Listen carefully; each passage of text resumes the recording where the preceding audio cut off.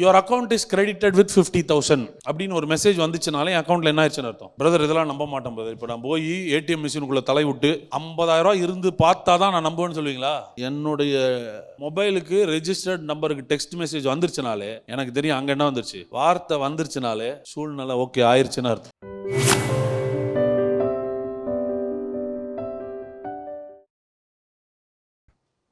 உலகம் நம்மளை எப்படி மதிப்பிடுது அப்படின்னா, நீங்கள் யார், உங்கள் பேக்ரவுண்ட் என்ன, நீங்கள் யாருடைய பிள்ளைகள், உங்களுக்கு என்ன சொத்து இருக்குது, நீங்கள் என்ன பதவியில் இருக்கிறீங்க, உங்களுக்கு எவ்வளோ சம்பளம் வருது, உங்கள் பேரில் இருக்கிற சொத்துக்கள் பொருட்கள்லாம் என்னென்ன, இதெல்லாம் வச்சு தான் உங்களை எவ்வளோ பெரியவங்க அப்படின்றத இந்த உலகம் மதிப்பிடுது. அதனால தான் பணக்காரர் பட்டியல்னு ஒன்று போடும்போது அவருடைய சொத்து மதிப்பு என்ன பண்ணுறாங்க, இத்தனை லட்சம் கோடி, இத்தனை லட்சம் கோடி. அப்போது நீங்கள் எதை வச்சு ஒருத்தருடைய மதிப்பை சொல்கிறீங்கன்னா எவ்வளோ அவங்க வச்சுருக்கிறாங்க, அவங்க பேரில் எவ்வளோ இருக்குது.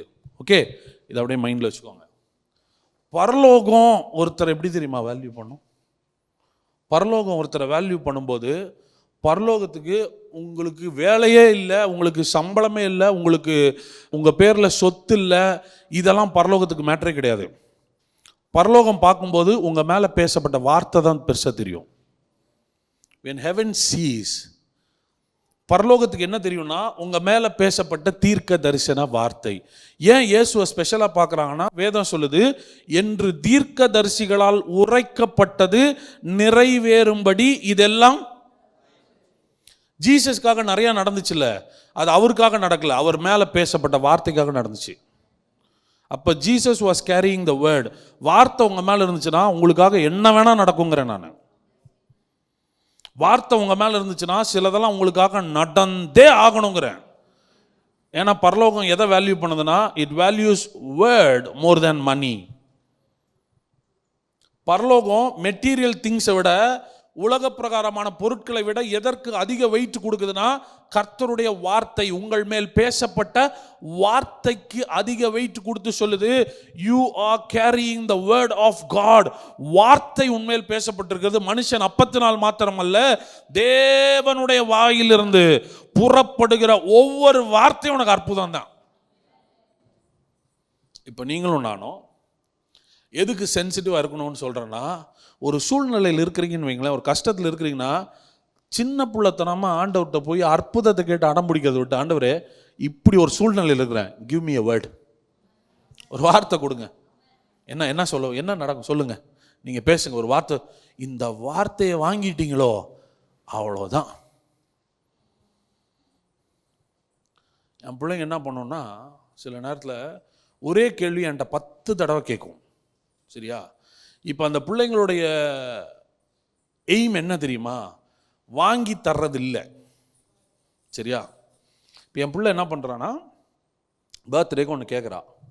இப்போ பர்த்டேக்கு ஒன்று கேட்கும்போது அவளுடைய டார்கெட் இப்போ போய் வாங்கிட்டு வாங்கன்னு சொல்கிறதில்ல, டாடி எனக்கு இது வாங்கி தருவீங்களா. இப்போ அவள் 100 தடவை கேட்டு என்ன எதிர்பார்க்க தெரியுமா, சரின்னு நான் சொல்லணும்னு wait பண்ணுறாப்போ.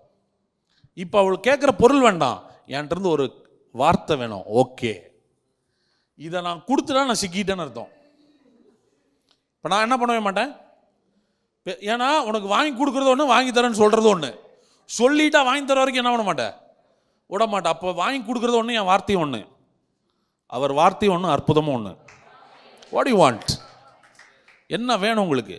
You are waiting for a product, but Jesus சொல்கிறார், இல்லைடா வார்த்தை வந்தாலே ப்ராடக்ட் வந்த மாதிரின்றாரு. ஓகே, அர்த்தம் வந்தா சரி, இது உங்களுக்கு புரியலன்னா, your account is credited with 50,000 அப்படின்னு ஒரு மெசேஜ் வந்துச்சுனாலே என் அக்கௌண்ட்டில் என்ன ஆயிடுச்சுன்னு அர்த்தம்.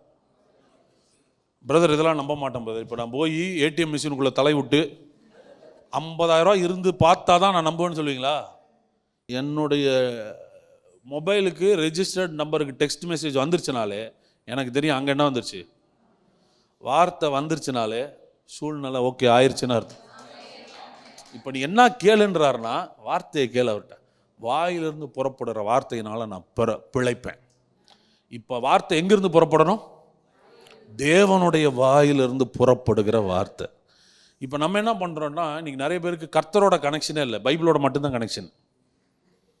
நிறைய பேருக்கு யாரோட கனெக்ஷன் கிடையாது, ஆண்டவரோட கனெக்ஷன் கிடையாது, புக்கோட தான் கனெக்ஷன். புக்கை படிக்கிறது. பைபிள் ஒரு புக்கு, ஆமாம் தானே, பைபிள் ஒரு புக்கு.